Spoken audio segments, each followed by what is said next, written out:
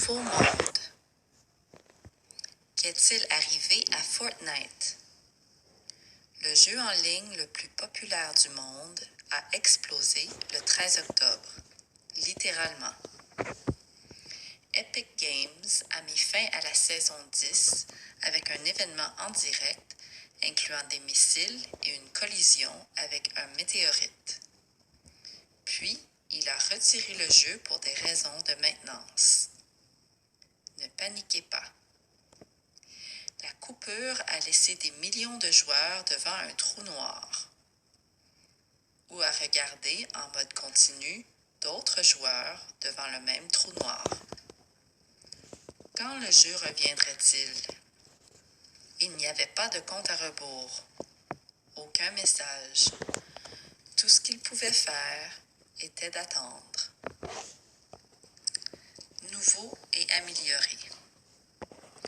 2 jours plus tard, les fans de Fortnite ont eu une grande surprise. Le jeu était de retour. Et il était mieux que jamais. Une bande-annonce remplie d'action montrait qu'il s'agissait plus que d'une nouvelle saison. C'était un tout nouveau chapitre.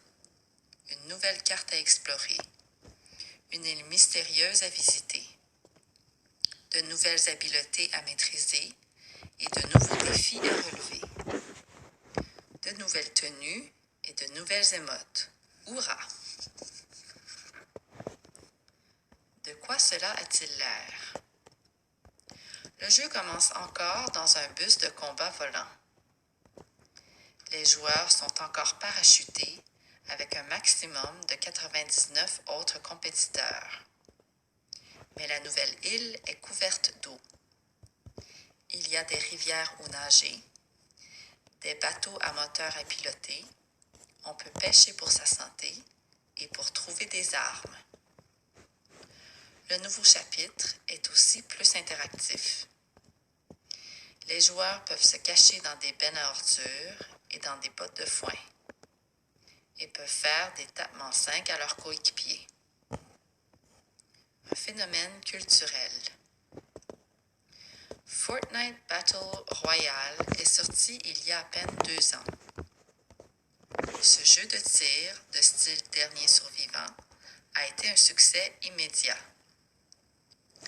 10 millions de personnes y ont joué au cours des 2 premières semaines. En 9 mois, il y avait 125 millions de joueurs. Ce jeu est gratuit. On peut y jouer sur l'ordinateur, sur des systèmes de jeu et sur des téléphones. Comment Epic s'y prend-il pour faire des profits avec un jeu gratuit?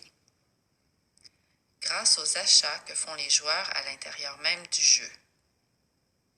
On estime que la compagnie a fait 2,4 milliards de dollars l'année dernière. Fortnite a aussi récolté une tonne de récompenses et de nominations pour des prix consacrés au jeu. Accro de Fortnite. Mais ce jeu ne marque pas toujours des bons points auprès des parents. Un recours collectif a été déposé ce mois-ci au nom de 2 familles différentes au Québec. Ces familles disent que leurs fils de 10 et 15 ans sont obsédés par Fortnite. Ces garçons jouent presque tous les jours, souvent pendant des heures à la fois. Au cours de l'année dernière, chacun a dépensé plus de 500 $ en achats pendant qu'ils jouaient. Action irrésistible. La poursuite dit que ce jeu pour adolescents crée une dépendance. Et elle affirme qu'Epic Games a créé cette dépendance délibérément. La dépendance au jeu Fortnite a des conséquences réelles sur la vie des joueurs. Ils ne mangent pas, ne prennent pas leur douche et ne socialisent plus. De la modération en toutes choses. La docteure Shimi Kang dit que les jeux à plusieurs joueurs comme Fortnite ne sont pas tous mauvais. Ils peuvent être une bonne façon de créer des liens avec des amis.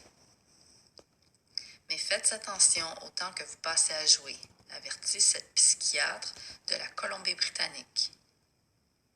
Jouer à des jeux d'ordinateur est comme manger de la malbouffe. Un régime régulier n'est pas bon pour vous.